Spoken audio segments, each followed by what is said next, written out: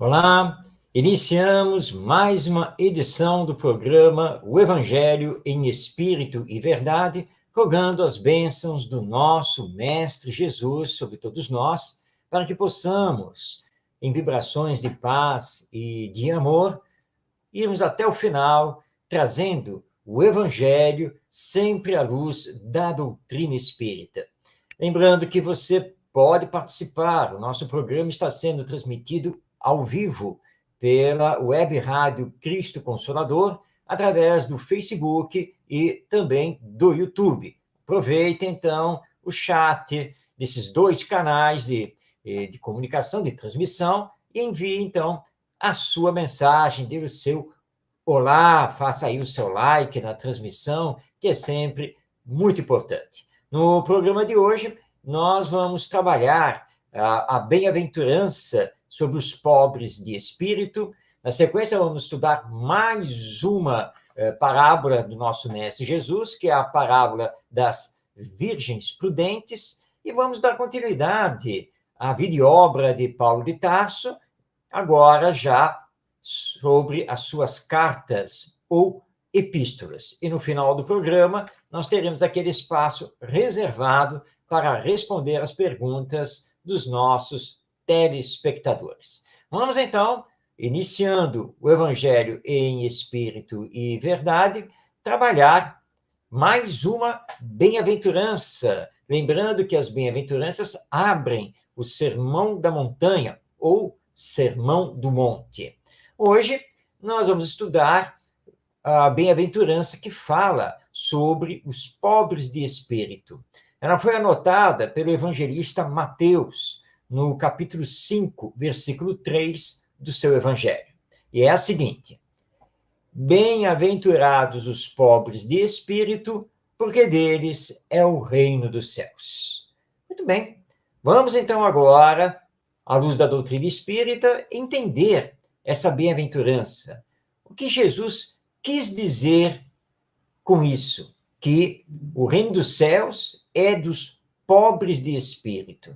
E qual é o significado de pobres de espírito? Muito bem, neste ensino, nós entendemos que Jesus exalta os humildes e não os tolos, realçando a importância da virtude humildade. A pessoa humilde é aquela que não faz ostentação do que sabe, do que faz ou do que tem. É uma pessoa modesta e que age com simplicidade. Tem consciência de suas imperfeições e trabalha em corrigi-las. Julga a si mesmo e não aos outros. Está sempre pronta a aprender e sabe submeter-se à vontade maior de Deus, sem reclamações. Auxilia o próximo de forma espontânea, de preferência, sem aparecer. Esse é o pobre de espírito, colocado por Jesus em sua bem-aventurança. Ou seja, a pessoa verdadeiramente humilde. Vamos então repetir aqui as características da pessoa humilde. Vamos lá. Primeiro, a pessoa humilde não faz ostentação nem do que sabe, do que realiza ou do que tem. Segundo, a pessoa humilde é modesta e age com simplicidade. Terceiro, pessoa humilde tem consciência de suas próprias imperfeições e trabalha em corrigi-las.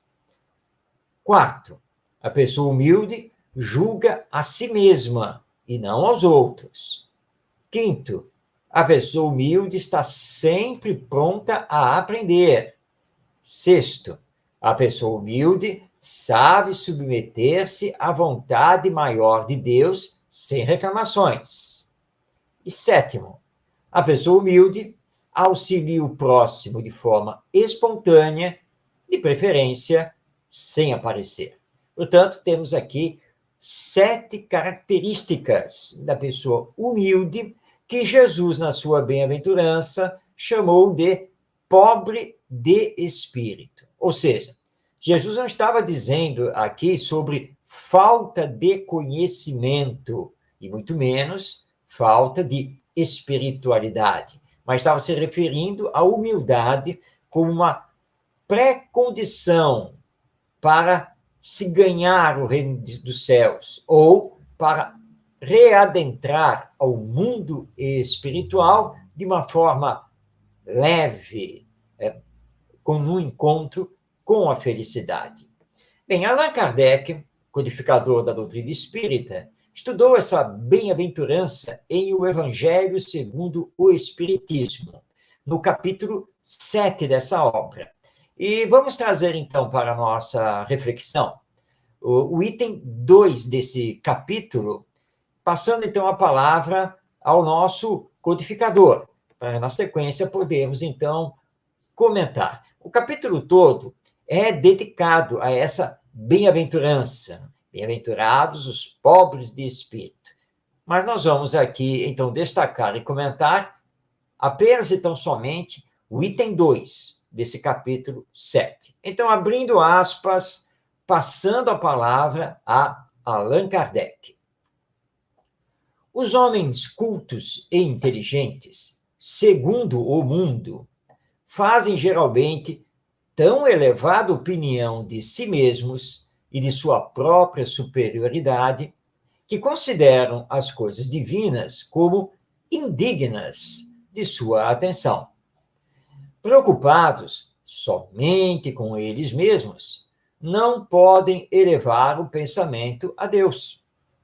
Essa tendência a se acreditarem superiores a tudo leva-os, muito frequentemente, a negar o que, sendo-lhes superior, pudesse rebaixá-los, e a negar até mesmo a divindade.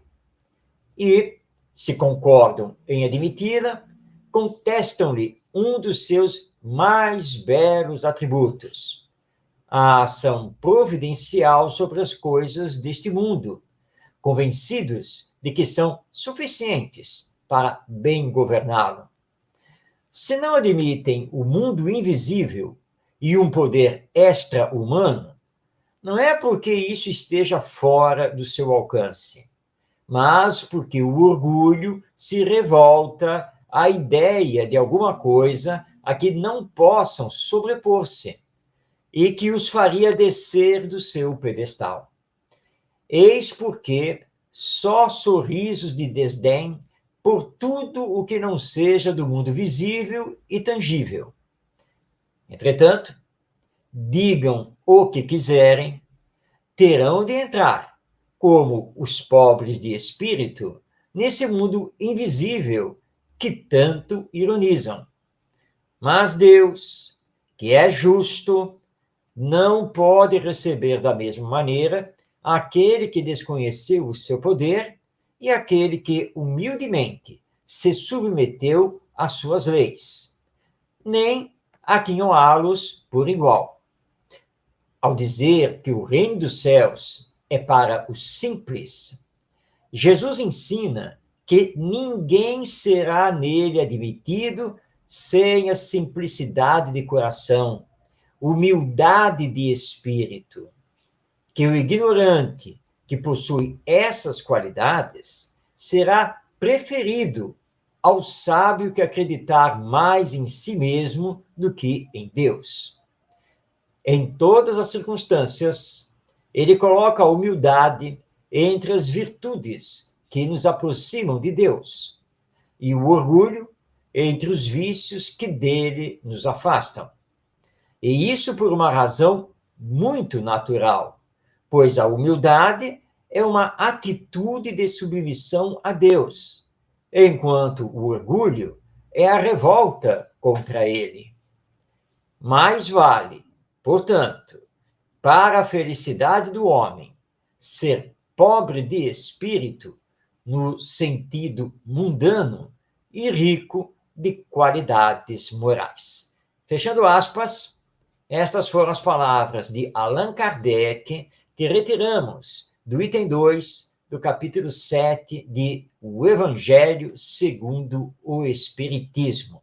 E, claro, deixando já aqui o convite a todos para uma leitura atenta, reflexiva desse capítulo, dessa obra magistral da doutrina espírita, onde se estudam os ensinos morais do nosso mestre Jesus. Bem, Kardec não deixa dúvida neste estudo que ele realiza sobre essa bem-aventurança, que pobres de espírito significa humildade e simplicidade, riqueza de espírito, que é muito mais importante do que riqueza de conhecimento. Aqueles que se jactam de terem grande conhecimento, de serem totalmente independentes de qualquer força extracorpórea e que chegam a desdenhar, inclusive, da existência de Deus, estes não têm como encontrar a felicidade no depois da morte. Mas aqueles que se submetem a Deus com resignação, compreendendo essa força maior que rege a vida e trabalham incessantemente pelo desenvolvimento das virtudes, este sim, quando vier a desencarnação e o retorno ao mundo espiritual, estarão aptos para ter um encontro com a felicidade. Portanto, é muito melhor ser pobre de espírito, ou seja, humilde e simples, do que estar ligado às questões da intelectualidade e da matéria, que representam, se não um atraso, mas com certeza um estacionamento do espírito. Portanto, foquemos na riqueza em qualidades morais, porque nós sabemos que aquilo que é da terra, na terra fica finanças, propriedades, títulos, honrarias, status, todas essas coisas são da humanidade terrena, não nos acompanham no retorno ao mundo espiritual, mas as nossas qualidades morais, sim, porque estas nos pertencem. Portanto, precisamos desenvolvê-las cada vez mais. Portanto, ricos em qualidades morais. Se aqui no mundo terreno só podemos ter uma felicidade relativa, ainda mais porque nosso mundo ainda é de expiações e provas, no mundo espiritual teremos, em grau muito maior, a alegria de receber 100 por 1 todo o bem que realizamos e por todo o amor que dedicamos ao próximo. Vamos, portanto, desenvolver a humildade, mas sem ficar esperando recompensas. Humildade é uma virtude e, portanto, ela tem que se desenvolver de forma natural, sem que estejamos aqui querendo barganhar qualquer coisa com Deus, nosso Pai e Criador. Então, pobres de espírito significam os humildes e simples. É isso que Jesus veio trazer para nós e que somos tão necessitados, que precisamos tanto ainda desenvolver aqui na Terra. E vamos nos fazer uma pergunta: até que ponto, de fato, eu sou humilde e simples? O que ainda preciso fazer para desenvolver mais a humildade e a simplicidade, as qualidades morais ou virtudes de uma forma geral? É tendo consciência sobre isso que vamos conseguir nos melhorar cada vez mais. Deixamos aqui o convite para você nos acompanhar na próxima semana, porque vamos continuar ainda este estudo das bem-aventuranças apresentadas por Jesus no início do seu Sermão da Montanha. Mas agora está na hora de irmos para as parábolas do nosso mestre.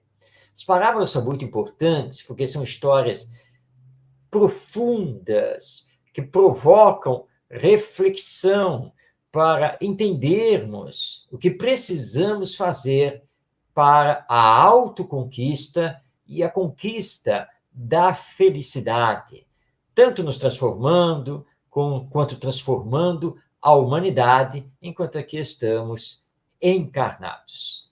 Bem, nós vamos hoje estudar a parábola das virgens prudentes. Esta parábola está transcrita por Mateus, no capítulo 25, versículos 1 a 13. Vamos então prestar atenção na parábola para que possamos então fazer o comentário e tirar as nossas dúvidas quanto à sua melhor interpretação. Que, aliás, o Espiritismo nos facilita muito, porque nos traz chaves importantíssimas, quais sejam a da imortalidade da alma, da vida futura no depois da morte, reencarnação, a lei de evolução, são chaves muito importantes para entendermos o Evangelho. Bom, nós vamos passar então a palavra ao nosso Mestre Jesus, conforme transcritas por Mateus. A parábola então é a seguinte: o reino de Deus será comparado a 10 virgens que, tomando as suas lâmpadas, saíram ao encontro do noivo. 5 dentre elas eram nécias e 5 prudentes. As nécias, tomando as suas lâmpadas, não levaram azeite consigo, mas as prudentes levaram azeite em suas vasilhas, juntamente com as lâmpadas. Tardando o noivo, cochilaram todas e adormeceram. Mas, à meia-noite, ouviu-se um grito: eis o noivo! Saí a seu encontro. Então se levantaram todas aquelas virgens e prepararam suas lâmpadas. E disseram às nécias, às prudentes: dai-nos do vosso azeite, porque as nossas lâmpadas estão se apagando. Porém, as prudentes responderam: talvez não haja bastante para nós e para vós. E diante aos que o vendem, e comprai-o para vós. Enquanto foram comprá-lo, veio o noivo. E as que estavam apercebidas entraram com ele para as bodas, e fechou-se a porta. Depois vieram as outras virgens e disseram: Senhor, Senhor, abre-nos a porta. Mas ele respondeu: em verdade vos digo que não vos conheço. Portanto, vigiai, porque não sabemos nem o dia, nem a hora. Então, esta é a parábola das virgens prudentes, e que vamos, então, agora procurar esclarecer o seu significado profundo e trazer esta parábola para nós, os dias atuais, para hoje, lembrando sempre que os ensinos de Jesus, eles não estão restritos ao seu tempo, à sua época, mas são ensinos para todos os seres humanos em todas as épocas. Claro que Jesus, ao contar esta parábola, ele tinha que utilizar os elementos de sua época, porque se ele utilizasse elementos, palavras, exemplos, coisas, situações desconhecidas dos judeus e demais povos que o ouviam, é claro que ninguém entenderia.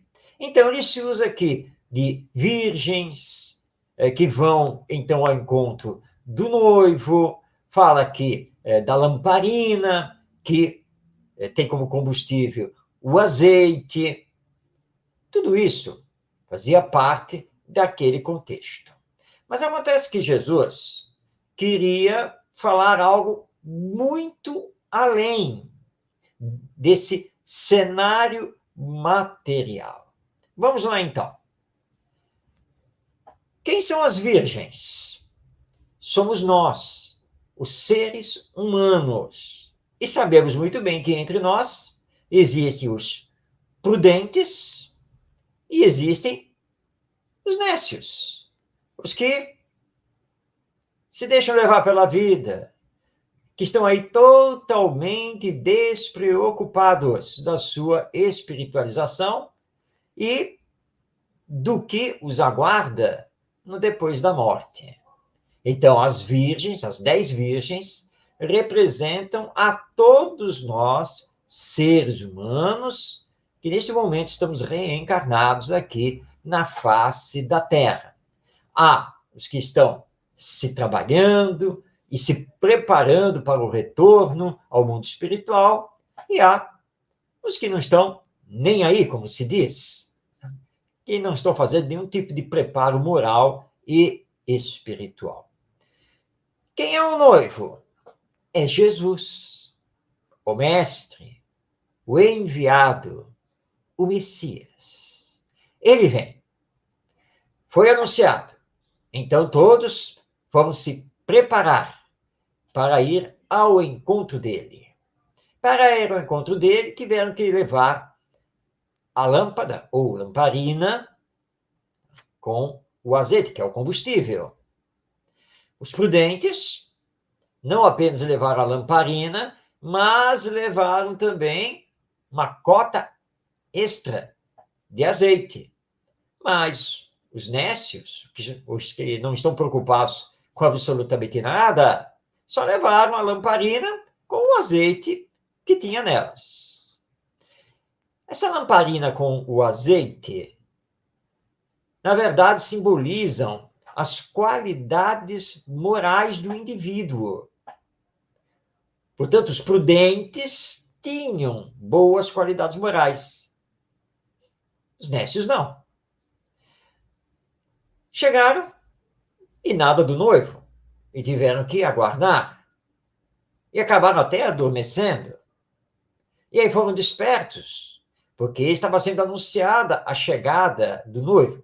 Nisto, Jesus está se referindo ao próprio povo judeu, que sabia, desde as antigas profecias, da vinda do Messias, mas não se prepararam para receber.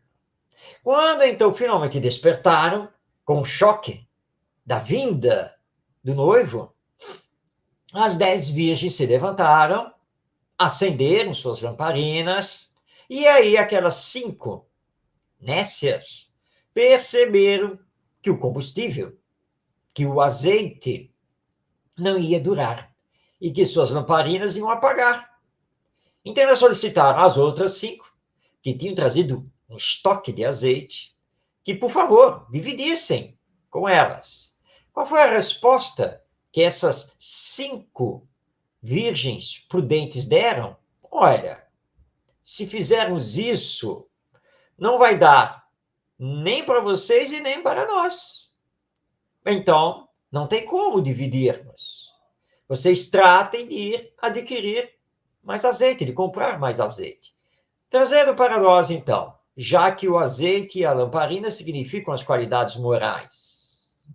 Vem Jesus, estamos despreparados, olhamos para aqueles que conseguiram fazer um desenvolvimento moral e espiritual e rogamos, então, que esses nos auxiliem, para que possamos também ter esse encontro com Jesus. Mas qual é a resposta deles? Impossível.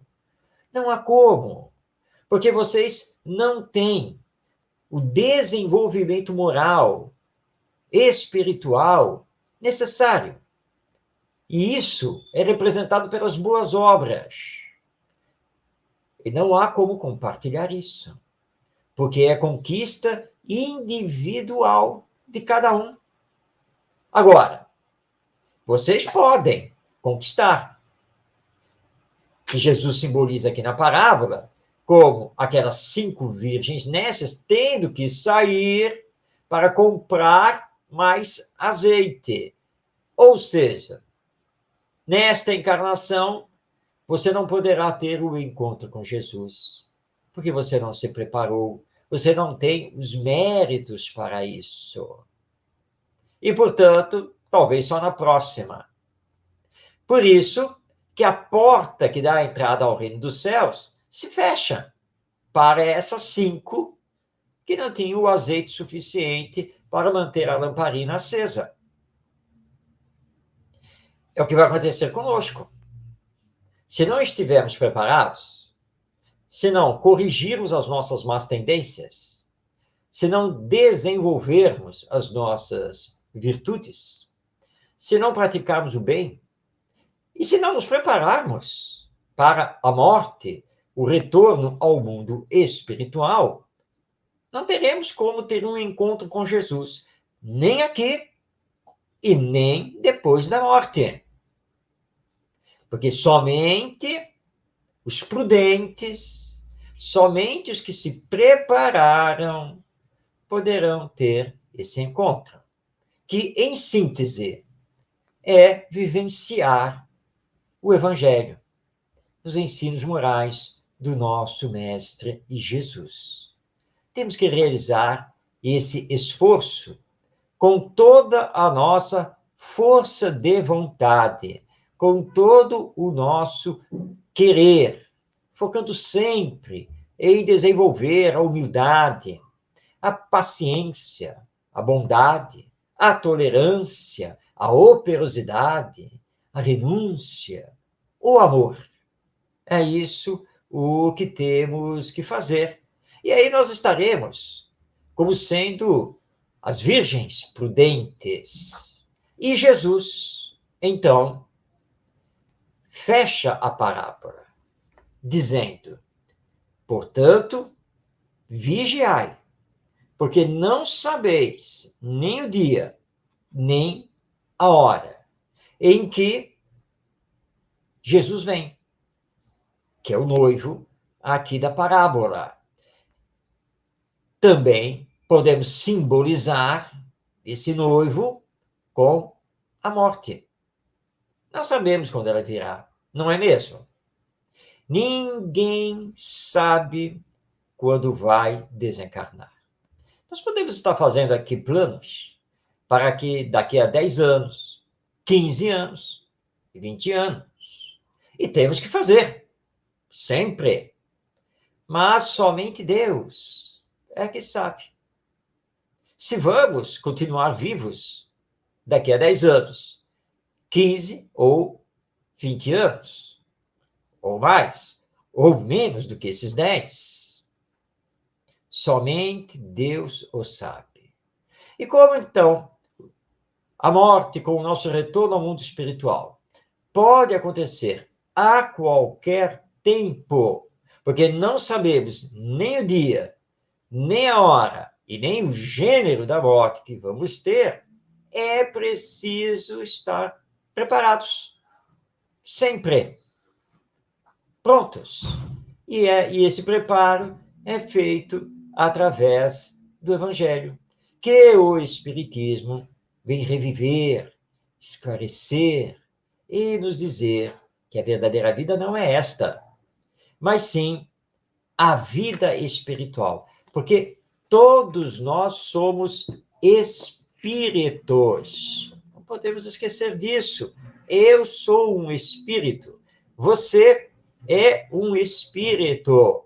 Somos imortais e estamos aqui presentemente reencarnados, tendo mais uma existência física aqui no planeta Terra.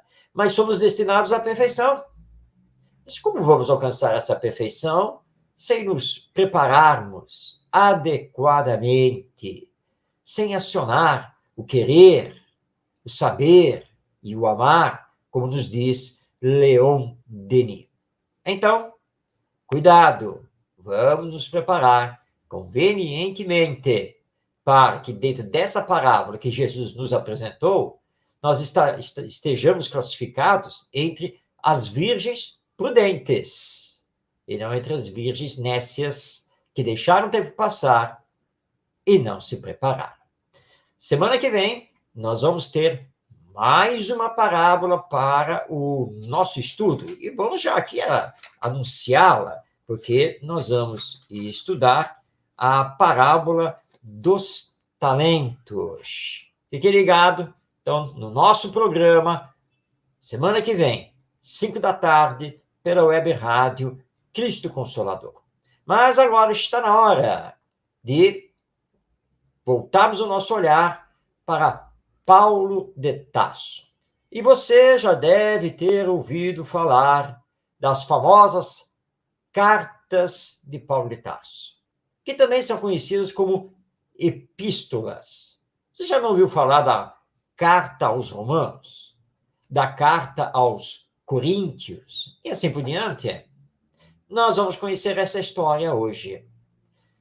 Como e por que surgiram as cartas de Paulo de Tarso, que hoje fazem parte do Novo Testamento, do conteúdo do Novo Testamento.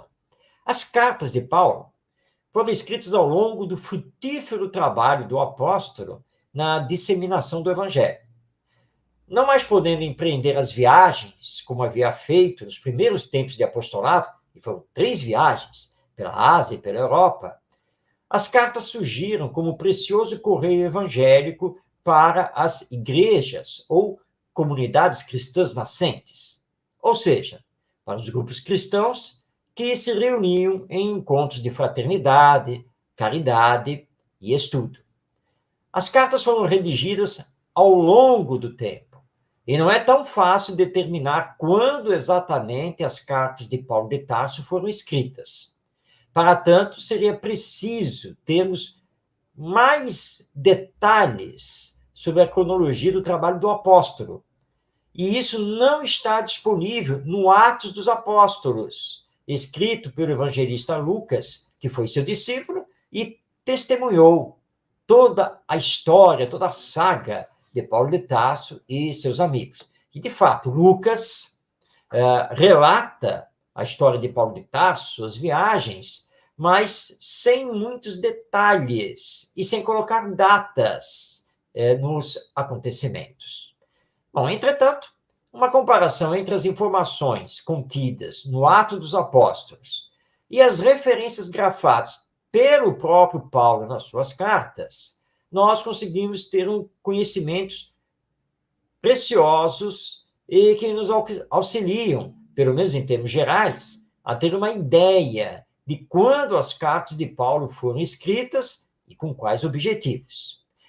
E aqui, como espíritas que somos, temos uma fonte que não pode ser desprezada.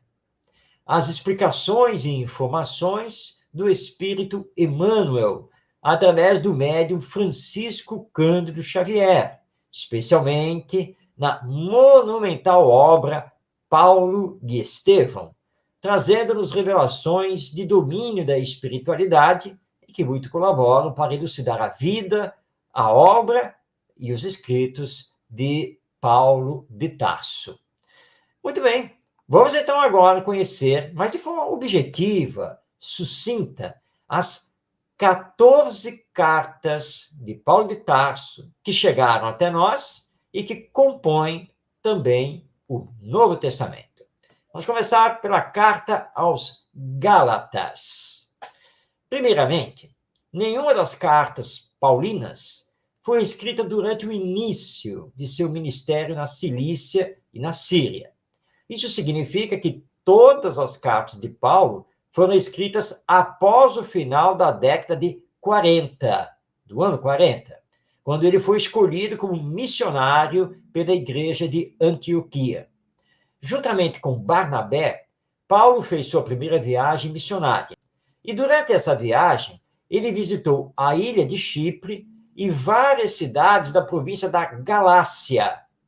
Muitos estudiosos consideram que foi justamente ao voltar para Antioquia que Paulo escreveu a carta aos Gálatas, mas não há uma data certa de sua autoria, que pode variar entre os anos 48 e 57, segundo os historiadores.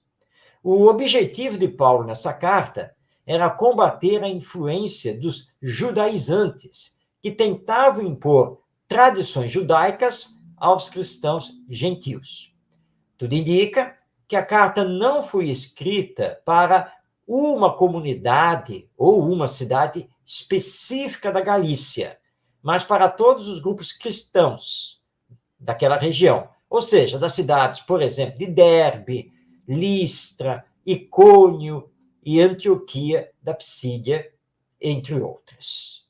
Bem, nós vamos ter depois a primeira e a segunda carta aos Tessalonicenses.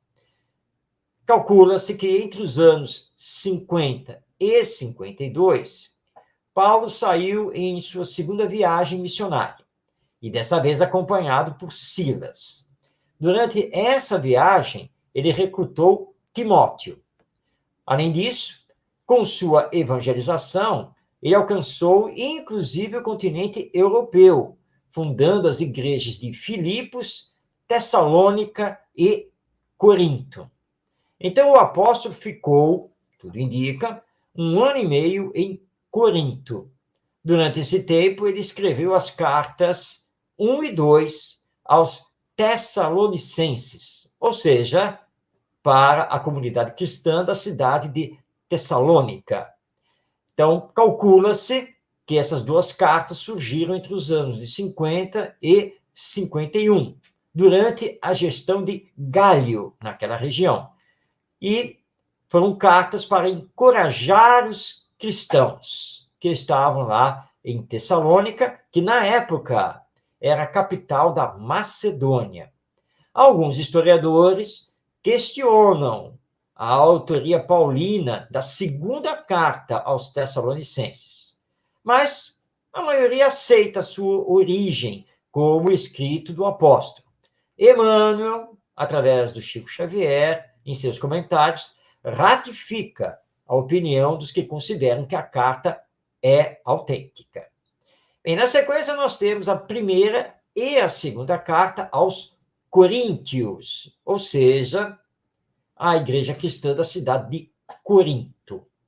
Paulo vai fazer, então, tempos depois, a sua terceira viagem missionária. Ele volta à Galácia, tá? Mas também passa um tempo em Éfeso. Quando estava em Éfeso, Paulo foi avisado de graves problemas que ameaçavam a igreja de Corinto. Foi então que, provavelmente, ele escreveu a primeira carta aos Coríntios. E o fez com muito amor, percebe-se isso no seu texto, pois Paulo tinha profunda ligação com a comunidade cristã de Corinto, que ficava na Grécia e que tinha sido fundada por ele. Há praticamente consenso entre os historiadores sobre a autenticidade das duas cartas dirigidas aos coríntios. Para a primeira carta, supõe-se ter ela sido escrita entre os anos 51 a 55, em Éfeso. A segunda carta teria sido escrita entre os anos 53 a 57, talvez na Macedônia, ou ambas foram escritas em Éfeso. Os historiadores não concordam em relação a isso. Nessa terceira viagem missionária, Paulo seguiu para o norte. Provavelmente, enquanto passava pela Macedônia, o apóstolo recebeu boas notícias sobre o arrependimento dos crentes coríntios. E, como resposta, ele escreveu e enviou a segunda carta. Mais tarde, parece, que isso não está claro no Atos dos Apóstolos, que ele foi pessoalmente visitar Corinto. Daí, portanto, não se sabe se as duas cartas foram escritas em Éfeso ou somente a primeira, e a segunda talvez tivesse sido escrita lá na Macedônia. Vamos agora conhecer a carta aos Romanos.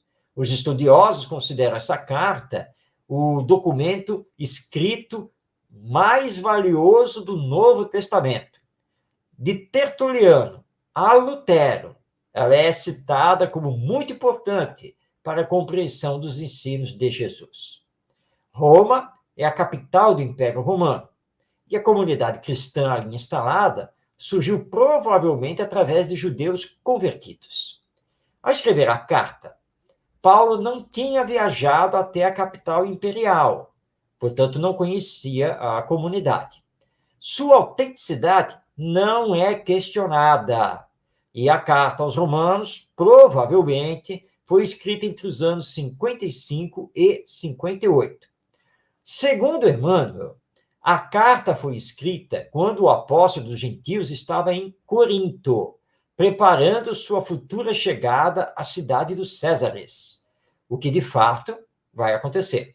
Ela foi escrita na maturidade de Paulo e destinada a uma comunidade gentílica, ou seja, não era formada por judeus, mostrando o evangelho como proposta de liberdade dos preconceitos, dos dogmas e das discriminações de toda a ordem. Bem, nós temos agora as cartas escritas aos Efésios, aos Filipenses, aos Colossenses e a Filemon. Depois de 3 meses que Paulo estava na Grécia, o apóstolo resolveu voltar à Judéia. E nesse contexto, houve uma revolta popular em Jerusalém que culminou na prisão de Paulo em Cesareia, que era a capital romana da Judéia. E ele ficou preso em Cesareia por 2 anos. Por ser cidadão romano, porque Paulo nasceu na cidade de Tarso, e os nascidos em Tarso ganhavam a cidadania romana, Paulo solicitou uma audiência com o imperador. Então, ele foi transferido para Roma, onde aguardou também por cerca de 2 anos, até que seu pedido fosse atendido. E, aliás, é uma história belíssima, porque Paulo confrontou Nero, o imperador romano. Mas foi durante esse cárcere em Roma, ocorrido entre o final da década de 50 e o início da década de 60, que provavelmente foram escritas as cartas de Paulo aos Efésios, Filipenses, Colossenses e Filemon. Por isso, essas cartas são chamadas de epístolas da prisão. Alguns historiadores sugerem que pelo menos uma dessas cartas, talvez, tenha sido escrita durante o tempo de prisão em Cesareia, mas não se sabe. A carta aos Efésios, embora reconhecida por vários autores da antiguidade, é ainda hoje questionada por alguns historiadores. Mas Emmanuel, nos seus comentários, certifica que ela foi escrita em Roma, lá no cativeiro, após seu discurso diante do imperador Nero, então, depois do encontro com Nero. A carta aos Filipenses foi encaminhada à cidade de Filipos, que ficava na Macedônia, e tem um cunho muito pessoal.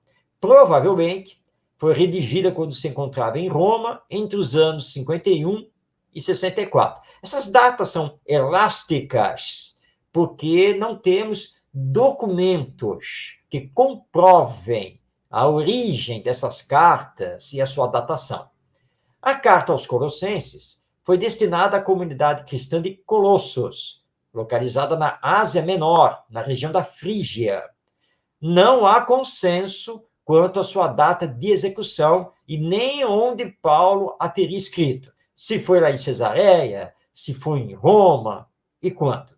E, finalmente, a carta a Filemon, que é a mais curta escrita por Paulo de Tarso, e foi dirigida a seu amigo Filemon, sobre um escravo ou servo que havia fugido, mas havia se tornado cristão. Como o apóstolo afirma na carta estar preso, provavelmente o ano de sua autoria é 62, na cidade de Roma. Vamos agora conhecer as 2 cartas a Timóteo e a carta a Tito. O texto bíblico não explica exatamente o que aconteceu com Paulo após sua prisão em Roma, registrada no final do livro de Atos dos Apóstolos. Essas informações, na verdade, nós só temos através de Emmanuel.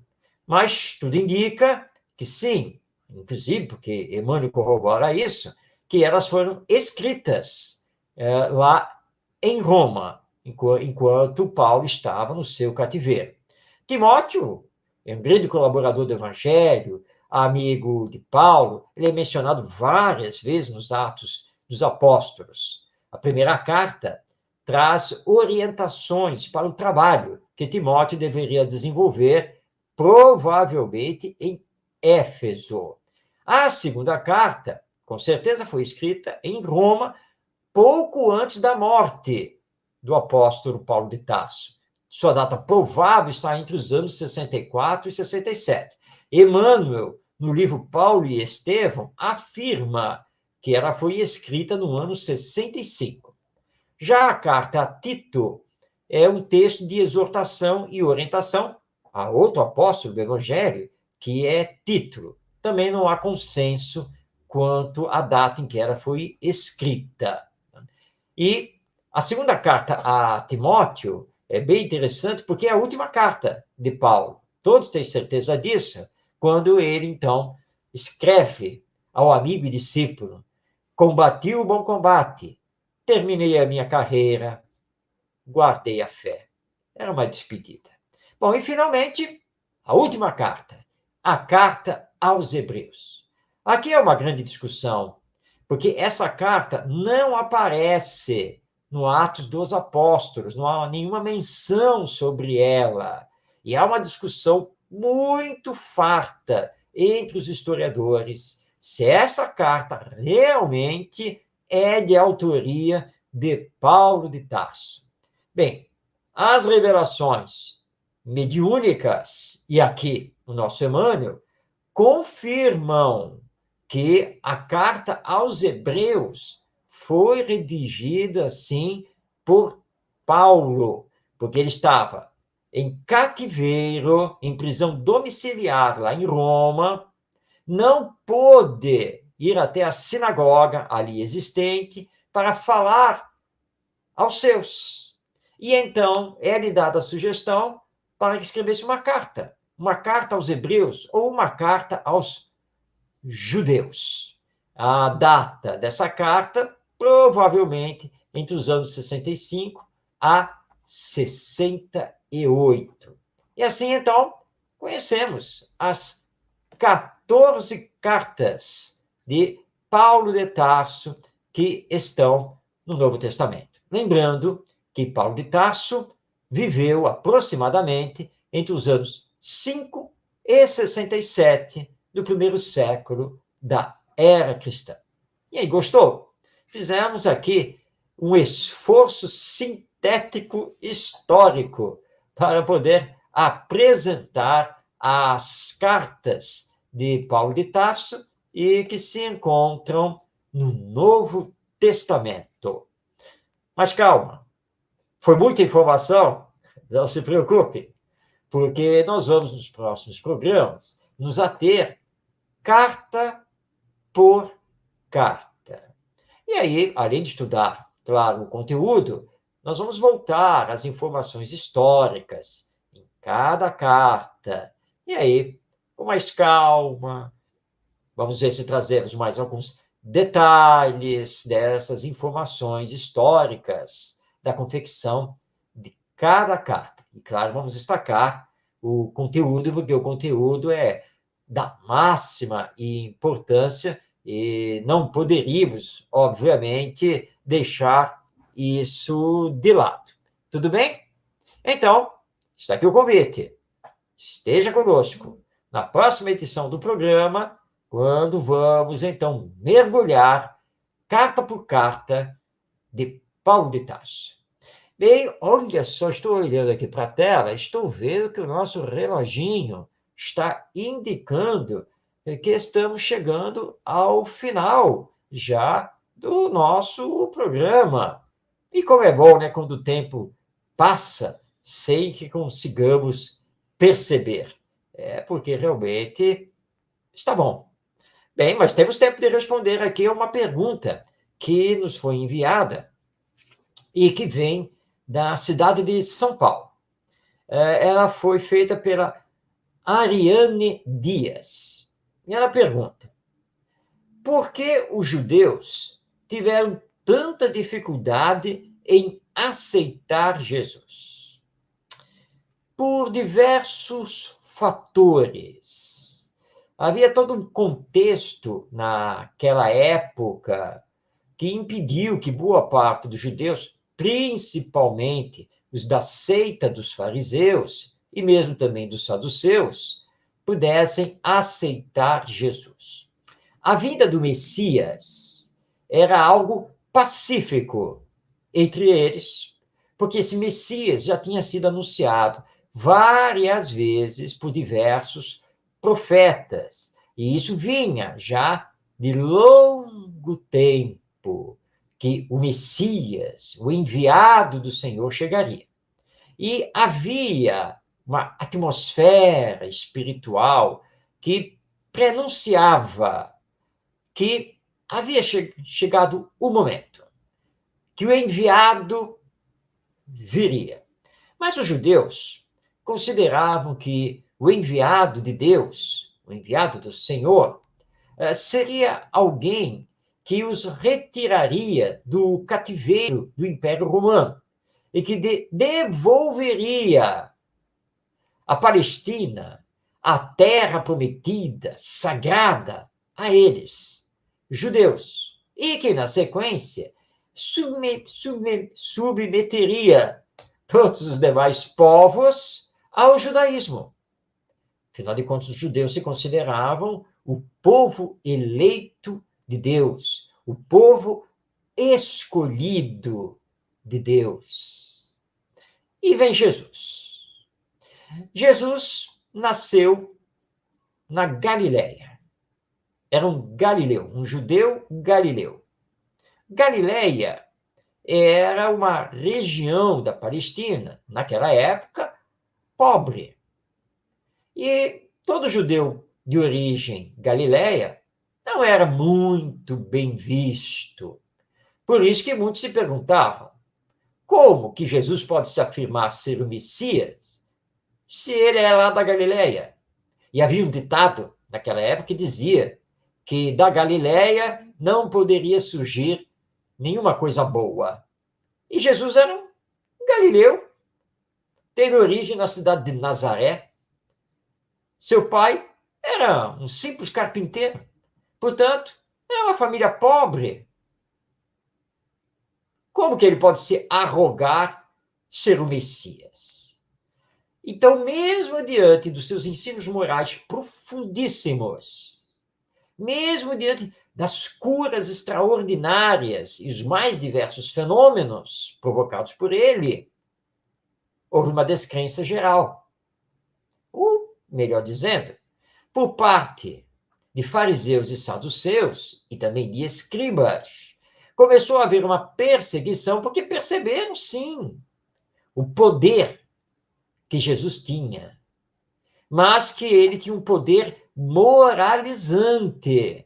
E o poder moralizante poderia acabar com as regalias, poderia acabar com o poder político que eles detinham. Daí, então, a perseguição e o não querer aceitar de jeito nenhum a Jesus. Até porque o mestre não cumpria os rituais sagrados do judaísmo. Pelo contrário, trabalhava no sábado, por exemplo, que era proibido naquela época, e assim por diante. Então, esse conjunto de fatores levou a boa parte dos judeus a não aceitarem Jesus.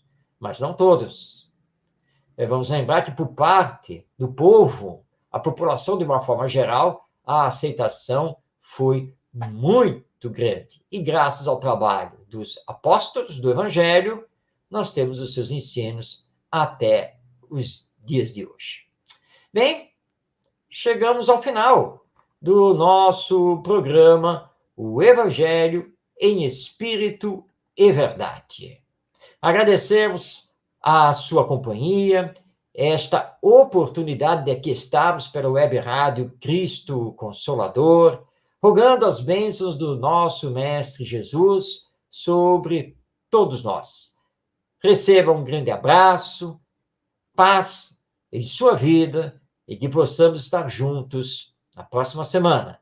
E se você perdeu alguns dos nossos programas, se você não pôde acompanhar este programa, está agora assistindo aí pela internet, não esqueça, todos os nossos programas, todos os nossos vídeos estão no canal do YouTube da Web Rádio Cristo Consolador. Então entre no YouTube a qualquer hora, em qualquer dia, digite lá na busca Web Rádio Cristo Consolador e lá na playlist você tem acesso a todas as edições do programa O Evangelho em Espírito e Verdade. Um grande abraço, muita paz, até o nosso próximo encontro.